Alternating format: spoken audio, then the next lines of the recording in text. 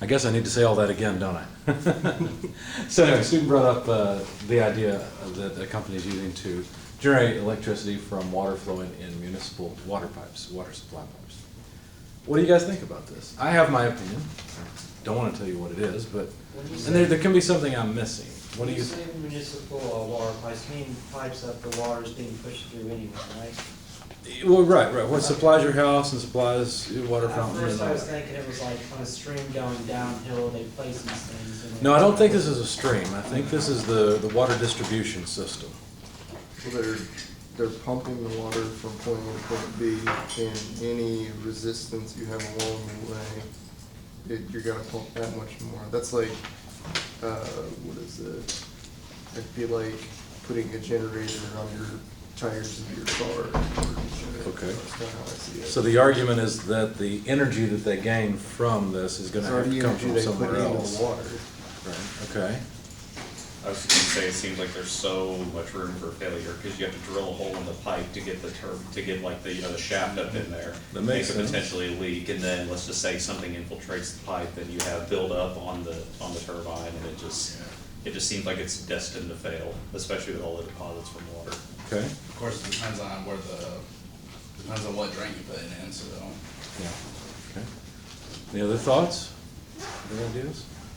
You wouldn't end up with a net gain though, even if it like worked perfectly. That's what I think.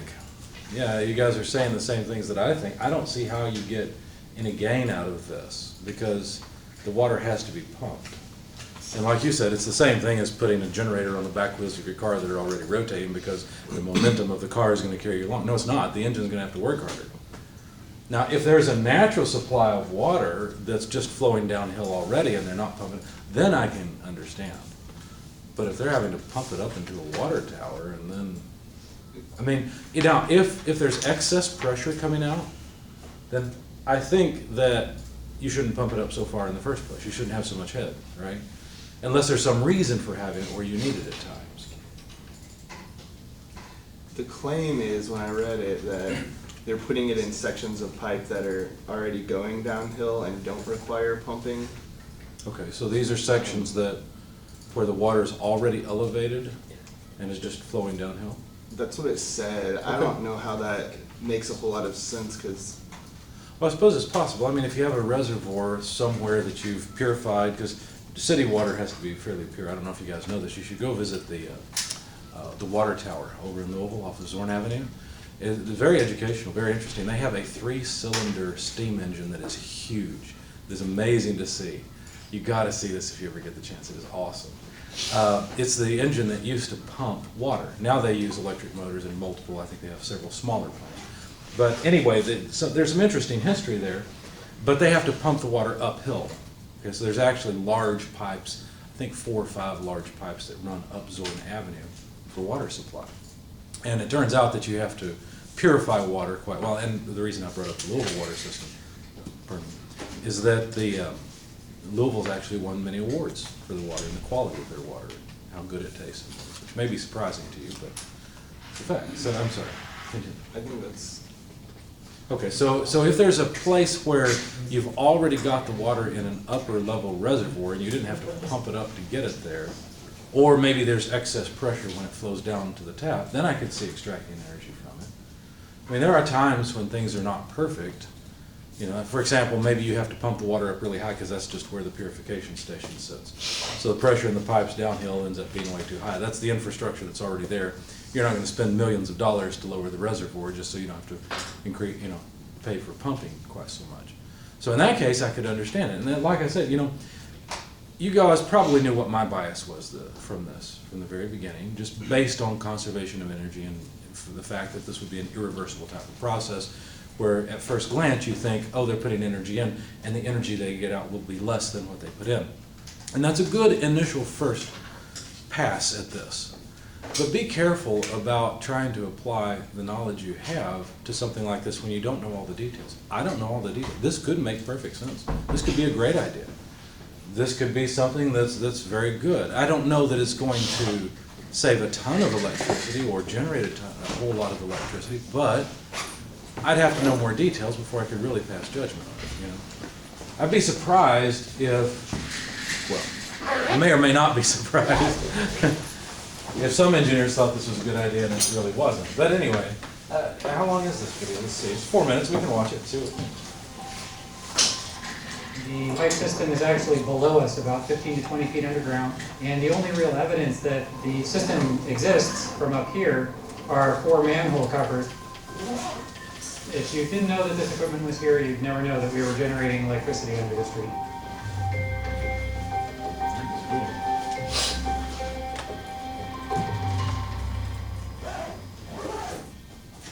Almost all the cities on the West Coast get their water from gravity-fed reservoirs. The reservoirs are up in the mountains, and they deliver that water down into the city in multiple conduits. And what we've done is designed a turbine to go in those water delivery pipes.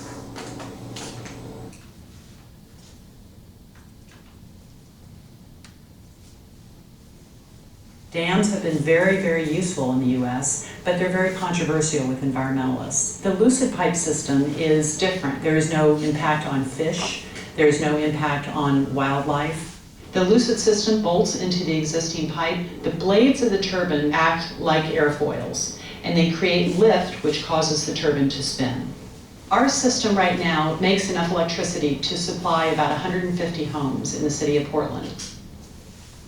Drinking water is led by gravity through the pipeline systems to the city of Portland. Elevation drop that it goes through results in 2 things. It results in velocity and it results in pressure. And the combination of those 2 are the energy. There's excess energy that needs to be gotten rid of, and rather than just dissipating that energy as heat into the water or into the air, we're actually producing electricity by spinning a turbine which spins the shaft and the generator up top there, and then that electricity is put onto the grid. When they were first turned on, it was nerve-wracking, honestly. So there's a lot of responsibility that we have. And your turbine has to operate safely, has to operate efficiently, has to operate consistently in order to produce electricity. Our biggest goal is to provide safe, clean, cool drinking water to our customers. So reliability of our system, not changing the water quality, and providing a return or a good investment is what we're looking for in these types of installations. It's not as easy as one might think. You have to be very thoughtful in where you put it, how you put it in, how you protect all those other values that you have invested in your system. In our particular case, we were doing a rather large reservoir project that had some piping infrastructure that was associated with it. We met the criteria that they were looking for in system characteristics. We were able to integrate it at the same time. It's a symbiotic relationship that we could have with our water delivery systems. It's pretty exciting because a lot of what we're learning about this turbine, nobody's ever learned before. So in that sense, yeah, I think we are kind of blazing our own trail. The city is very energy conscious. Wise use of water is always something that's in the front of our minds from an energy point of view, a consumption point of view, a water quality point of view. It's kind of the DNA that we have here. Portland is just a great example of water agency becoming much more progressive, thinking out of the box and realizing this is an untapped resource. We have a long history. I mean, we go back to when the Bullrun system was first developed with that gravity system. We're really blessed with a lot of foresight by some people almost 100 years ago. And we always use that as an example with our staff of the foresight that we expect from them to build into the systems that they build today.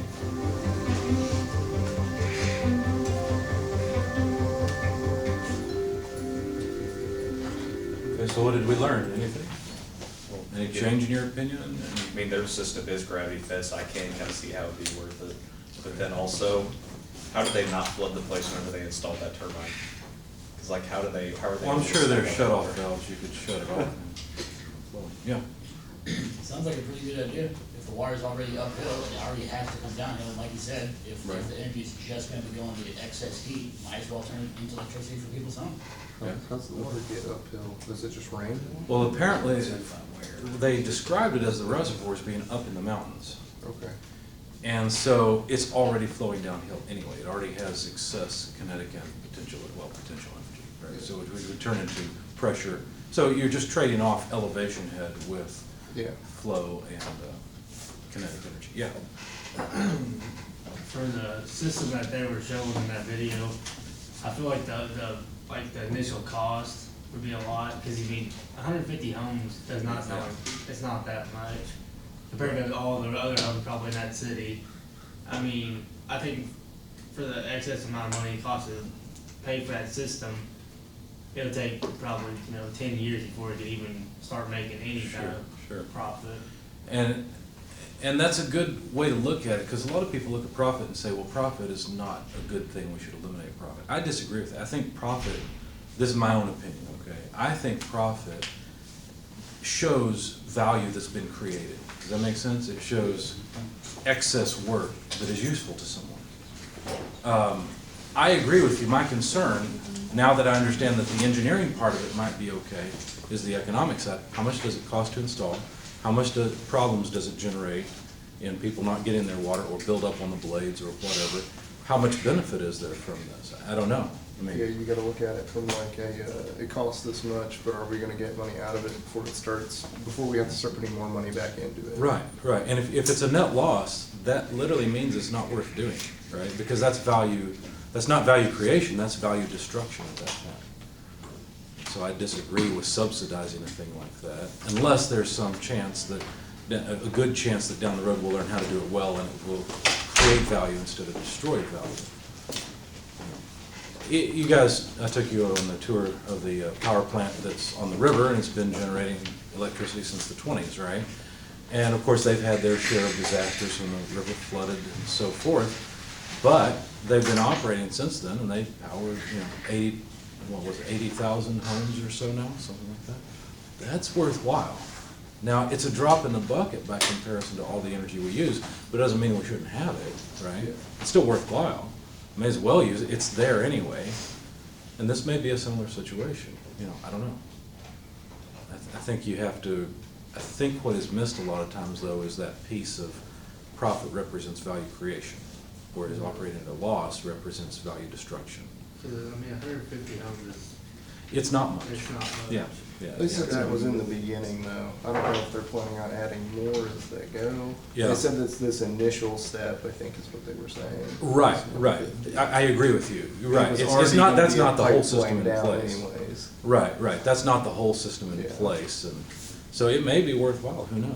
But you see what I'm saying, see how our opinion changed after we got a little bit more information? Be careful about judging something before you know a lot about it. But I'm glad you brought it up, because I didn't know that much about it. Good. I'm also proud of you guys for realizing that if you're already paying to pump the water uphill, and then you generate it on the downhill, that you're not doing anything good, right?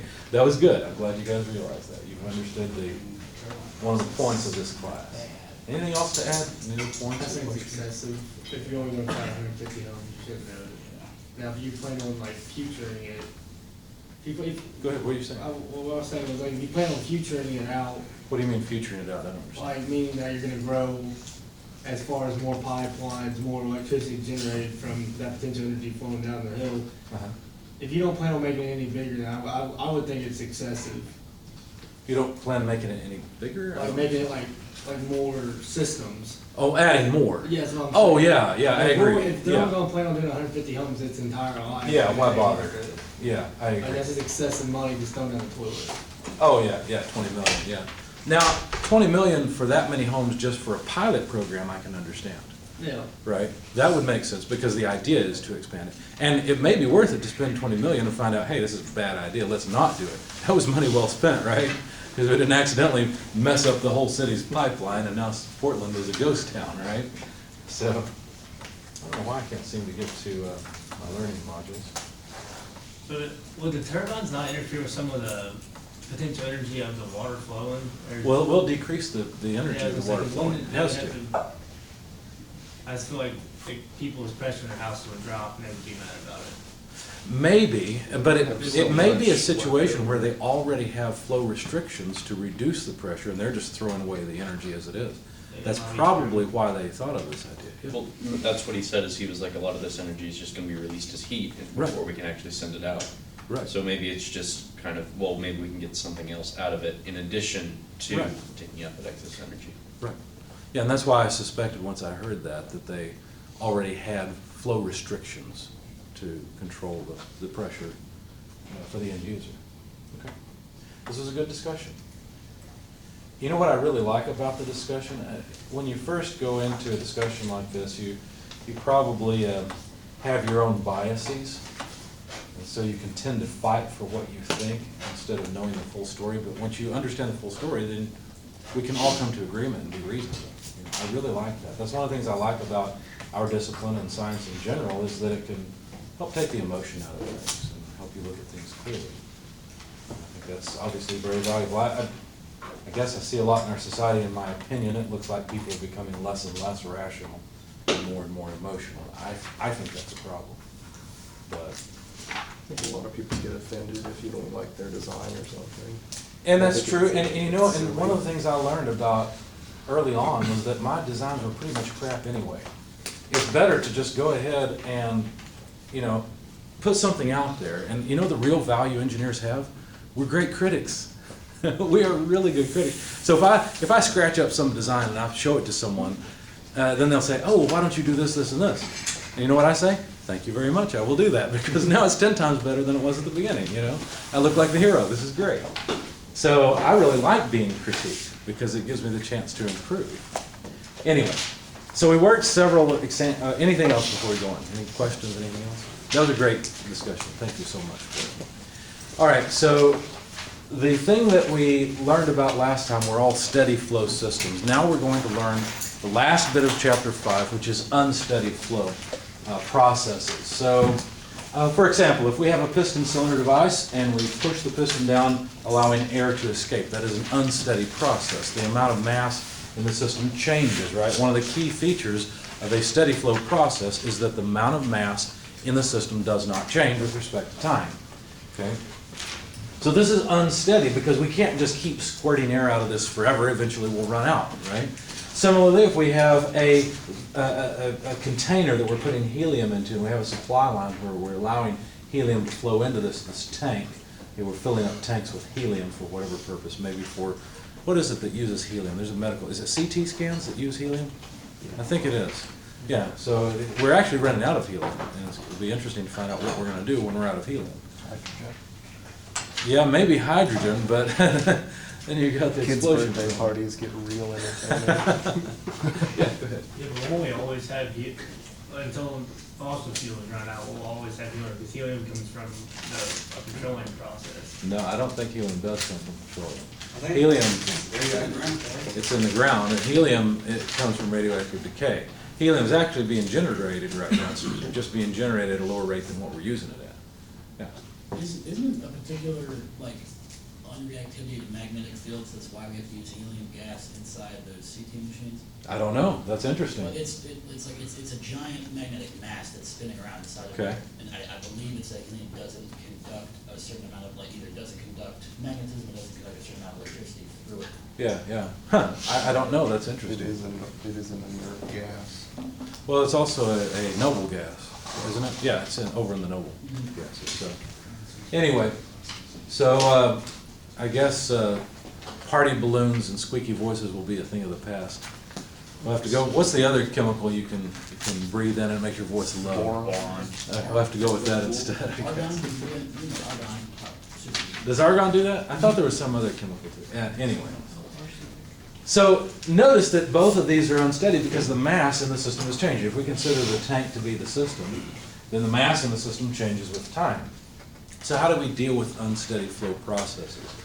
Well, there's a couple things we're going to do. First of all, let's consider the mass part. If you look at a system, you can look at it from two different standpoints. One is a standpoint where you have deposits and withdrawals, which change the mass in the system. Let me give you an analogy for this mass balance over here, okay?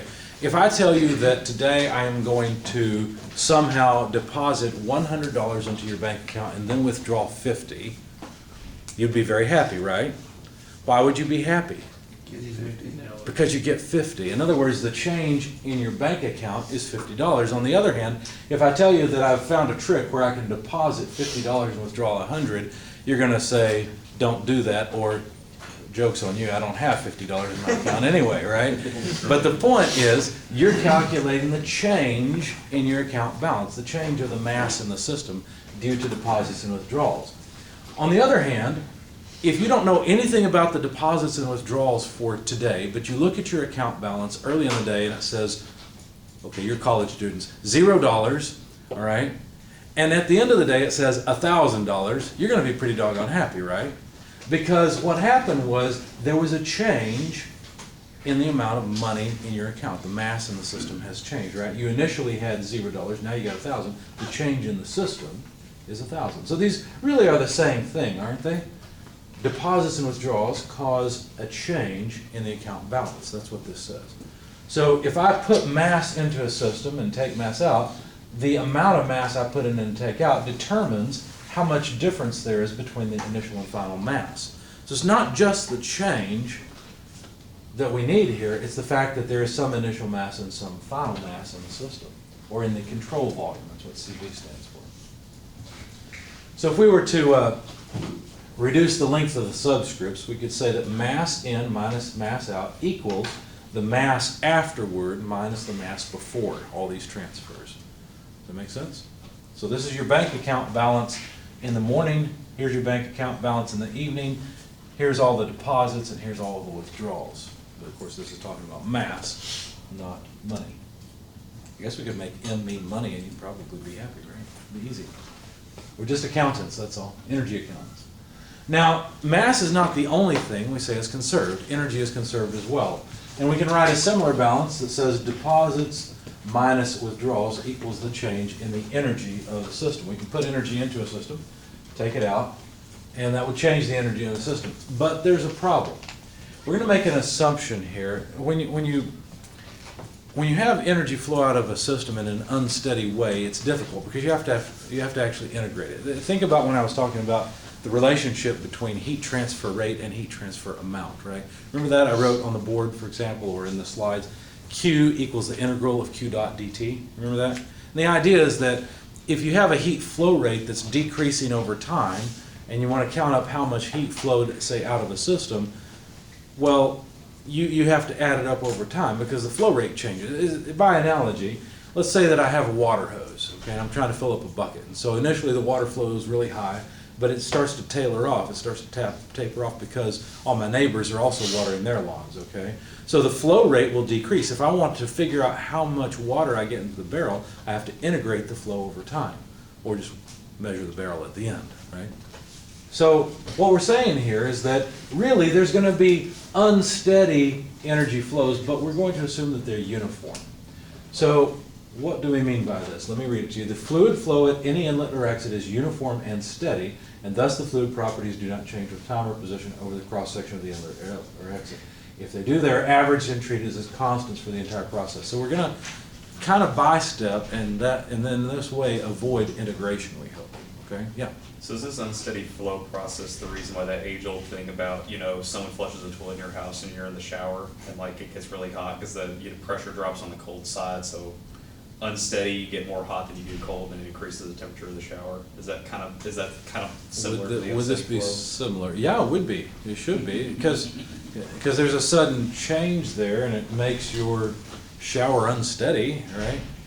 Now and that's actually a really good analogy to this because the rate at which someone flushes the toilet, why is it that the shower water goes hot for such a long time? It's because the commode is pulling in cold water to fill the tank, right? That flow rate into the tank is pretty much constant. Now, there's a float at the end, and near the fill, the float is squeezing the valve and reducing flow so that at the end you hear the float taper off, right? But pretty much during the process, there's a steady flow, right? So that's basically what we're assuming here, is that during the entire process we have a steady flow of fluids. We'll also sometimes use that for what I started out with, which are heat and work flows. Now, most of the time, instead of talking about a heat or workflow rate, when we're using this method, we'll talk about a heat or workflow amount if we can. Okay? Good example. We'll have to add that in. Give me an excuse for putting a toilet in my slides.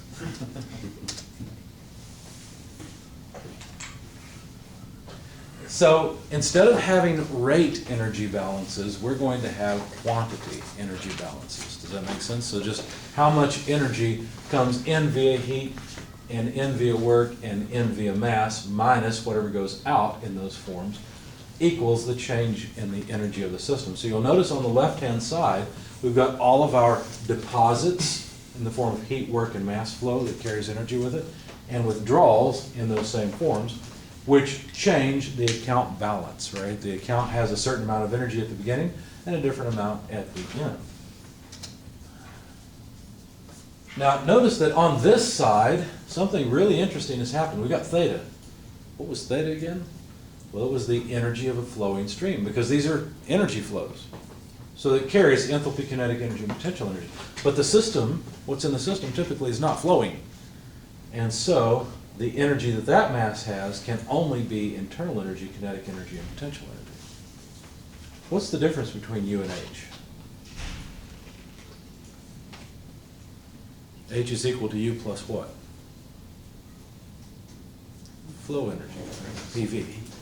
So the difference between these two is this one can have flow energy, this one can't, because this one's not flowing. You see? Most of the time we will neglect any kinetic and potential effects, and so our energy balance typically becomes this. So we have enthalpy on one side and internal energy on the other side. And that's it. Let's see what we can do with all this. So what we're going to do is go and work 3 different problems. And they're all unsteady flow problems. And then if we have more time, we'll go into chapter 6. Now hopefully we'll remember to turn the camera back on.